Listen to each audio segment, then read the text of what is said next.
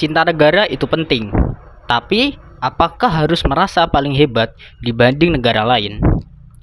Nasionalisme adalah rasa bangga dan cinta terhadap bangsa sendiri. Tapi hati-hati, kalau berlebihan bisa berubah jadi chauvinisme, yaitu merasa bangsa kita paling unggul dan merendahkan bangsa lain. Lalu, bagaimana membentuk nasionalisme yang sehat?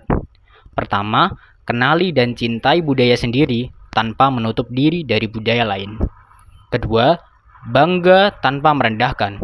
Kita bisa hebat tanpa harus menjatuhkan.